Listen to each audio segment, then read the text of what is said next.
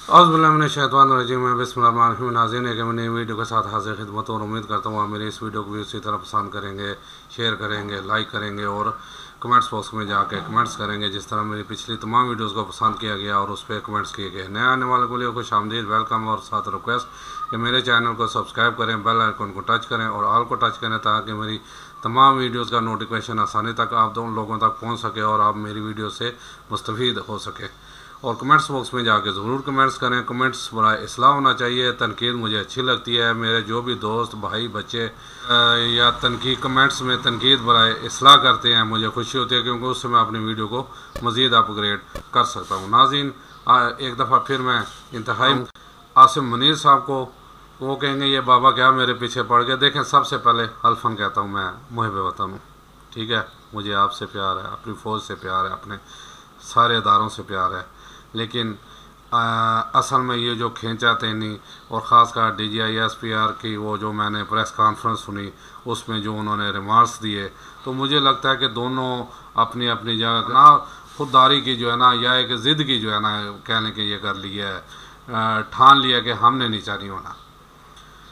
असल में हक़ाइक़ और फैक्ट्स जब सामने रख ले, और मैं इसमें बिल्कुल खान साहब की बात मानने को मैं कम अज़ कम तैयार हूँ। कहना जी आ जाएँ सिविलियन कोर्ट में, क्योंकि जब आपने एक फ़ैसला कर ही है कि ये करप्ट हैं तो फिर तो ज़ाहिर है आप लोगों ने डिसीजन दे दिया, इसे सिविलियन कोर्ट में लेके आएँ, हम अपने सबूत लेके आते हैं, आप अपने लेके आएँ, ठीक है। उसके बाद इन कैमरा जो है ना सेशन हो, ट्रायल हो इनका, अगर ये करप्ट हैं तो इन्हें फिर जो चोर की सज़ा इन्हें मिल जाए। देखें, ये एक जेंटलमैन जो है ना बात है, ये आपको भी मान लेनी चाहिए। और फिर आसिम मुनीर साहब, आप बहुत अच्छे इंसान हैं। सुना है मैंने कहा बहुत से लोगों से, आपके यानी फ़ौजी अफसरों से, हमारा भी यानी पीछे फ़ौज से तलक है, फ़ौज में बंदे हैं जो आपके करैक्टर के बारे में बताते रहते हैं सारा कुछ जो है ना अपना, कि आप वाकई हाफ़िज़ कुरान माशाल्लाह ऊपर से।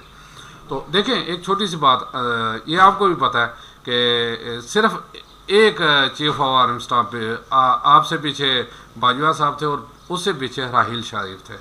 राहील शरीफ के बारे में किसी ने एक तनकीद का लफ्ज़ भी गुजारा हो? हर बंदा उसके रिस्पेक्ट करता था। क्यों? वो रिस्पेक्ट के काबिल था। असल में देखें, मैं बात कहता हूँ जैसे मुझ में भी कई खामियाँ होंगी, ऐसे ही मेरे भाई फ़ौज में भी कई बंदे हैं, उनमें कई खामियाँ होंगी, बाजुआ में कोई ना कोई खामी होगी जो हर बंदा उसे तनकीद का जो है ना वो निशाना बना रहा है। ये इनसाइड स्टोरी मैं आपको बताता हूँ कि बाजुआ ने लास्ट ये भी कोशिश की कि राहील को वहाँ से फारग करा के उसकी जगह मैं ले लूँ। ये भी इनसाइड बातें होती रही हैं और ये हो सकता है, इंसानी फितरत है, इंसान लालच में आ जाता है, लेकिन वो कामयाब, क्योंकि राहील की पर्सनैलिटी ऐसी है कि ना सिर्फ वो अंदरूनी तौर पे बैरूनी मुल्कों में भी वो इतनी कामयाब थे, इसीलिए सऊदीया ने ऑफ़र की कि जी इसे हमें जितने हमारे इस्लामिक इत्तेहाद के मालिक हैं उसका जो है ना बना दें, सरबराह बना दें। राहील शरीफ की एक पर्सनैलिटी थी जो अंदरून मुल्क और बैरून मुल्क मानते थे। अब आसिम मुनीर साहब, माजी में कुछ गलतियाँ तो हुई हैं ना। अब मैं एक अलेज़ई ऑफिशियल की रिपोर्ट जो है ना, जो थे एडमिरल मंसूर, आप भी जानते होंगे उनकी, जो उन्होंने काली करतूतें की, फिर जैसे वो पतली गली से निकले उसकी सुनाने लगा हूँ। उसके बाद फिर मैं आपको जो है ना इंजीनियर मोहम्मद अली मिर्ज़ा की भी सुनाऊंगा, वो क्या कहते हैं। यानी अब ज़रूरत है हमें एक दूसरे के हाथों को मजबूती से थाम के जो हमारे में खला है वो पुर करें, कि उस खला में कोई दुश्मन ना घुसाए, असल में उस खला का फ़ायदा दुश्मन ना उठा ले। तो बहुत अच्छी बात है कि इंजीनियर मोहम्मद अली मिर्ज़ा ने भी, लेकिन उससे पहले जो अपना आप ये मंसूर साहब की करतूतें देखें और इस पर सोचें कि इसके साथ क्या होना चाहिए। मेरे हिसाब से तो कुछ भी नहीं हो सकता, इसकी पेंशन तो बंद होनी चाहिए कि 300 अरब का चूना लगा के पाकिस्तान को निकल गया और वापस आके फिर जो अपना उसने अपनी बहालकारी नौकरी और पेंशन जो है ना, घर भी ले लिया, पेंशन लेके पतली गली से फिर बाहर निकल गया। तो भैया ये चीज़ें होती हैं जो फिर दूसरे लोग ना उंगली उठाते हैं आप लोगों पे।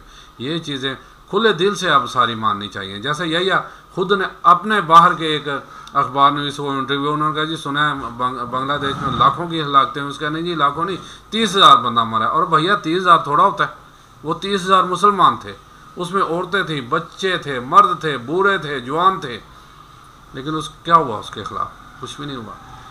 तो ये चीज़ें जो है ना آپ کر سکتے ہیں. آپ ایک ماشاءاللہ جیسے ایک سٹیپ لیا آپ نے سزائیں دی ہیں نا اپنی فوجی بھائیوں کو سزائیں دی ہیں تو ان میں کچھ نظر آیا.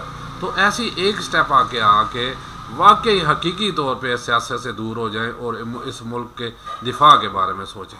اگر ایسی چپکلش جاری رہی تو اس کا نتیجہ کیا ہوگا یہ آپ بھی جانتے ہیں, میں بھی جانتا ہوں.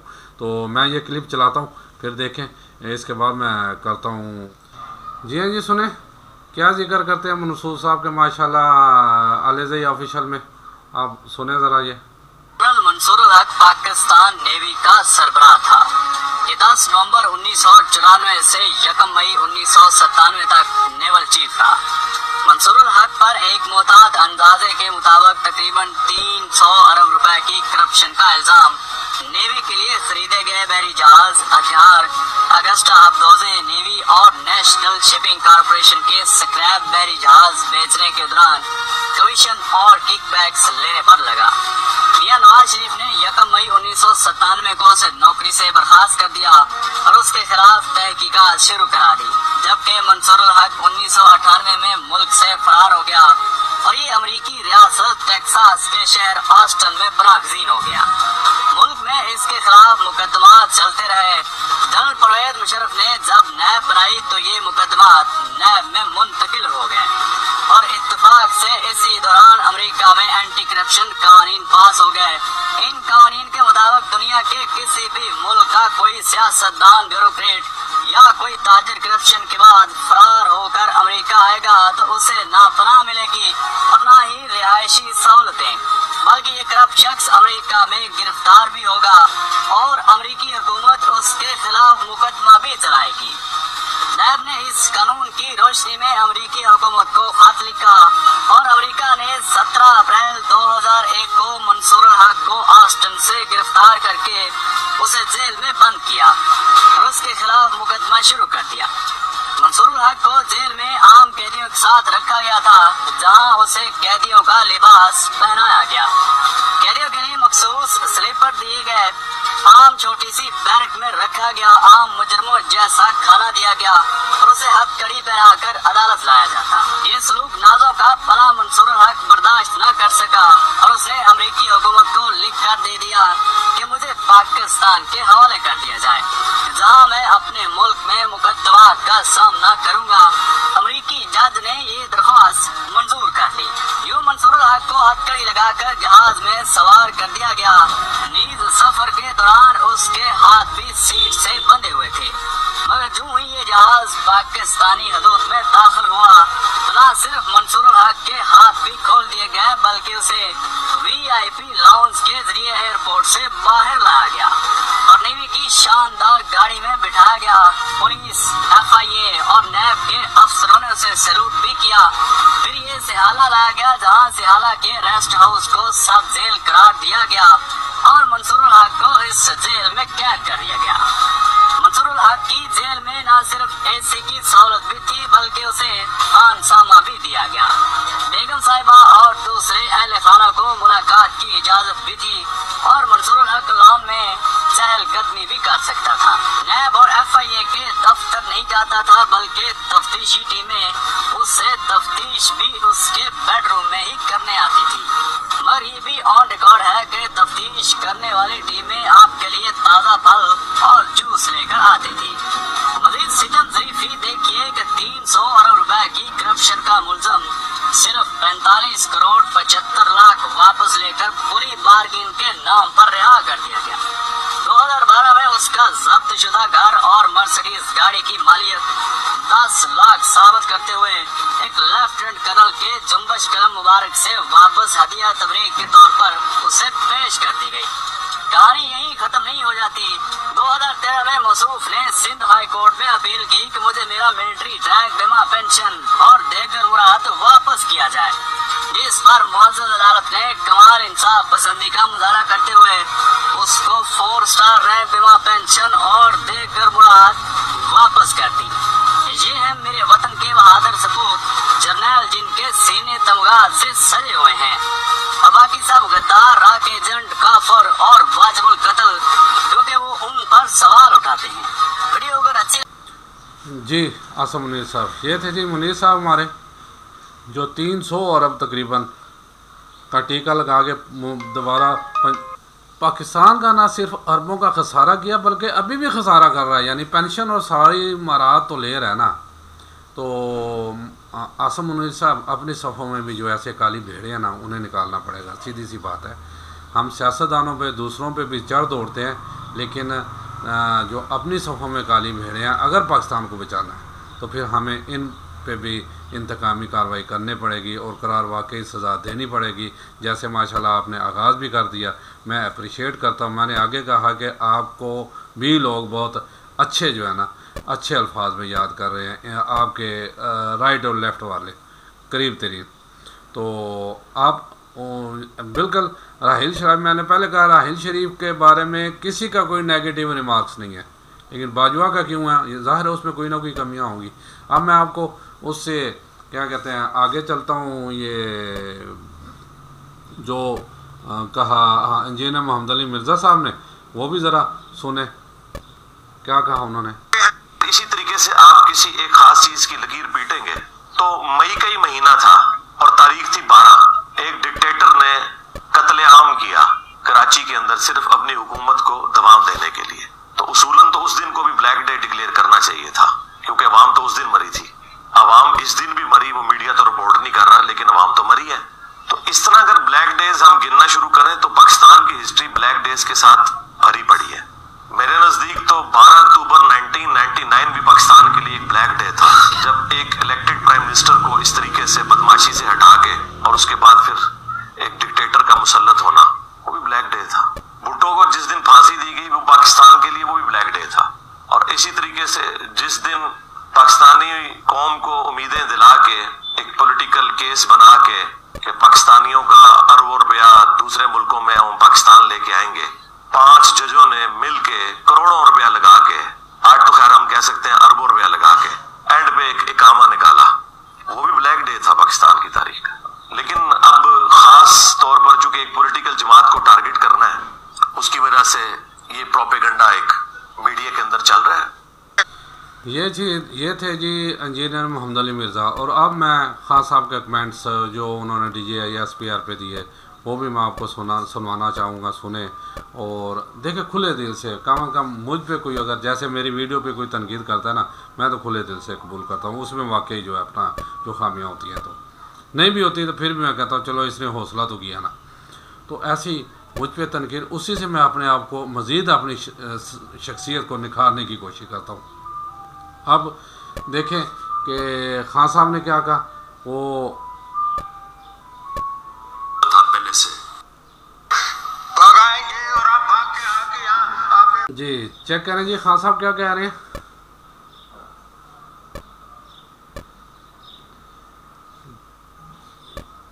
ایک ISPR کی پریس کانفرنس ہوئی اور اس کے اندر انہوں نے 1-2 باتیں کی، تو میں مجبور ہوں کہ میں آج اپنی قوم کے ساتھ بات کروں.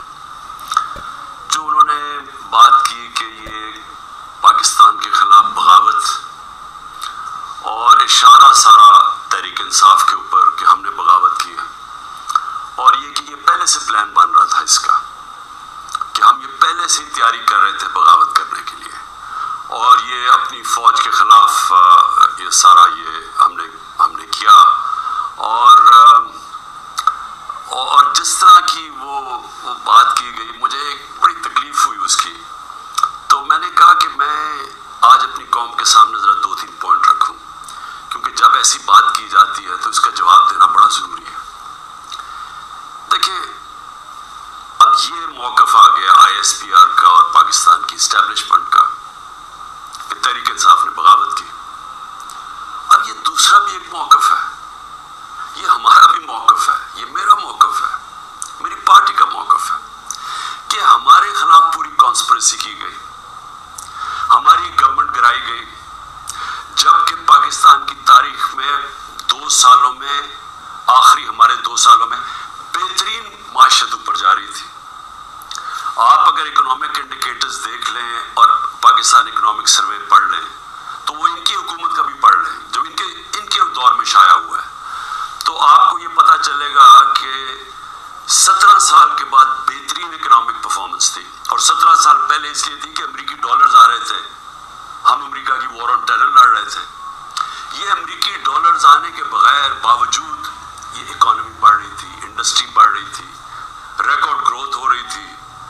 और इसके बावजूद कि 2 साल कोरोना में सारी दुनिया में एक बहुत बड़ा ज़वाल आया हुआ था, उसके बावजूद अल्लाह का करम कि हमने अपनी माइशत को भी बचाया, हमने अपने लोगों को भी बचाया। दुनिया ने एक्नॉलेज किया कि पाकिस्तान ने जो कदम उठाए कोविड-19 में, वो दुनिया में मिसाल थे। एक अमेरिकी एक इकोनॉमिस्ट जो काम करता था डोनाल्ड ट्रंप पे, उसने कहा कि अगर अमेरिका पाकिस्तान की मिसाल ले लेता तो कितने 10 खरब डॉलर बचा सकता था। तो उस गवर्नमेंट को गिराया गया एक साजिश के तहत। तो ये हम कह रहे हैं कि मुल्क से गद्दारी हुई। उसके बाद 25 मई को हमारे साथ जो हुआ, किसी पॉलिटिकल पार्टी से ऐसा नहीं हुआ कि वो लॉन्ग मार्च कर रही है और 2-2 दिन पहले घरों में घुस के उठाए जा रहे हैं लोग। कितने हजार घरों में पुलिस घुसी रात के सुबह के 3 बजे। ये पहली दफा किसी पार्टी से ऐसे हुआ। 3 लॉन्ग मार्चेस मेरे खिलाफ हुई, बताइए एक भी FIR कटी? एक दफा हमने किसी को रोका, किसी के ऊपर टेयर गैसिंग हुई, और हमारे ऊपर पूरा एक अटैक आया। हमारे बुनियादी हकूक, फंडामेंटल राइट्स की वायलेशंस हुई और हमारे ऊपर ही पर्चे काट गए। मैंने तब 25-26 की सुबह को अपने धरना कॉल ऑफ किया, क्योंकि मुझे पता था इंतशार की तरफ जा रहा है। जो पार्टी इलेक्शन चाहती है वो इंतशार तो नहीं चाहती। तो उसके बाद हमारे ऊपर ये नहीं हुआ कि सस्तियां कम हुई। जब हम 30 बाई इलेक्शन जीत गए 37 में से, बावजूद इसके कि पूरी एस्टैब्लिशमेंट की सपोर्ट थी ये 12 जमातों की, मेरे ऊपर कातलाना हमला हुआ, मुझे कत्ल करने की कोशिश की गई। मैं अपनी FIR नहीं कटवा सका। ये भी साजिश थी, क्योंकि वो ताकतवर लोग बैठे हुए थे, मैं कुछ नहीं कर सका। फिर जो JIT बनी, पंजाब की हमारी गवर्नमेंट थी, उसने जो चीज़ें सामने लेके आई, जब वो चीज़ें सामने आ रही थी कि 3 शूटर थे एक की बजाय, वो JIT को सबोटाज किया ताकतवर लोगों ने। साजिश थी, क्यों नहीं उन JIT को चलने दिया। उसके बाद हमारे ऊपर, मेरे घर पे हमला होता है। हम अश्योरिटी बॉन्ड जब दे रहा था मैं कि जनाब मैं वहाँ 18 मार्च को इस्लामाबाद के जुडिशल कॉम्प्लेक्स में जाऊंगा, कोई कानूनी जवाज नहीं था। मेरे घर पे 24 घंटे हमला किया, और वो श्योरिटी बॉन्ड भी ना ले पुलिस, क्योंकि उन्होंने मुझे अगवा करना था यहाँ से। यहाँ लोग जख्मी हुए, सारा दिन घर अंदर बैठ ना सके, 24 घंटे टेयर गैस कमरों के अंदर। कभी किसी लीडर से ऐसे नहीं हुआ। 18 मार्च को फिर मेरे ऊपर एक कातलाना हमला होता है। अल्लाह का करम है कि मैं बच जाता हूँ। सारा वहाँ ऊपर ISI ने उसको टेक ओवर किया हुआ था, जो जुडिशल कॉम्प्लेक्स है। CCTV कैमरा इन्होंने बंद कर दिए। पूरी तैयारी थी कि इमरान खान को कत्ल करना था वहाँ। वो अल्लाह ने ऐसा करम किया कि वक्त में हम बाहर निकले, अगर अंदर चले जाते तो दरवाज़ा बंद हो जाता तो ख़त्म था। वहाँ बचा मैं। उसके बाद अगले दिन यहाँ 2 दिन के बाद, 3 दिन के बाद इधर एक और मुर्तज़ा भुट्टो टाइप कत्ल करना था। वो मुझे पहले पता चल गया, मैंने TV पे चला गया, वो रुक गई बात। तो साजिश तो क्या हो रही थी? साजिश ये हो रही थी कि एक पार्टी जो जीतने जा रही थी इलेक्शन, उसको पार्टी को ख़त्म करने के लिए लीडर को ख़त्म करना था। और प्लान तब से ही बना हुआ था, केसेस शुरू हो गए थे महीनों के अंदर। जैसे 70 साल में एक आदमी के ऊपर एक क्रिमिनल केस नहीं होता, चंद महीने में आज 170 से ज्यादा केस हो चुके हैं। ये यानी कौन सा इंसाफ का तकाजा है कि हर किस्म का जो हर दूसरे दिन कोई नया केस हो जाता है। सारा मेरा वक्त एक अदालत से दूसरी अदालत में लगता है। तो ये कौन सा, ये मुल्क की बेहतरी के लिए हो रहा है कि एक पार्टी, सबसे बड़ी पार्टी को बाहर रखना, इससे बड़ी साजिश क्या है? जमहूरियत, अब सबसे बड़ी पार्टी को खत्म करने का मतलब जमहूरियत खत्म करना, और जमहूरियत खत्म करने का मतलब आज़ादी खत्म करना है। तो ये क्या मुल्क के खिलाफ साजिश नहीं है?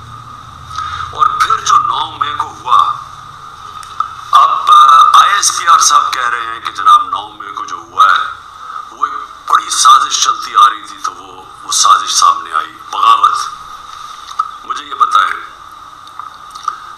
जब यहाँ से मुझे पता था पकड़ना इन्होंने मुझे 9 मई को, मैं उससे पहले वीडियो रिकॉर्ड करके गया कि अगर मुझे पकड़ना है मुझे वारंट दे दे और मैं आराम से अपने आप को आपके हवाले कर दूंगा।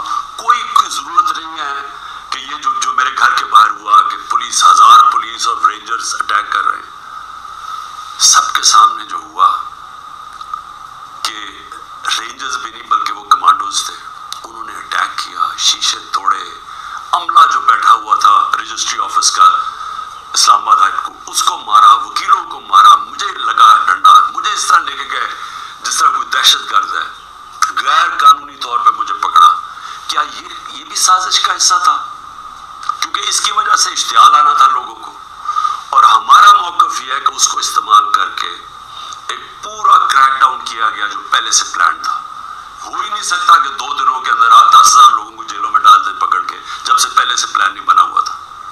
और उसके बाद जो भी चीज़ें हो रही हैं कि जो PTI का है उसको पकड़ लेते हैं, जेलों में डाल देते हैं, पूरी तरह रखा जा रहा है, तशद्दुद किया जा रहा है, कस्टोडियल टॉर्चर की जा रही है, और जो हाथ खड़ा करके कहता है जी मैं तहरीक इंसाफ छोड़ रहा हूँ, सब कुछ माफ।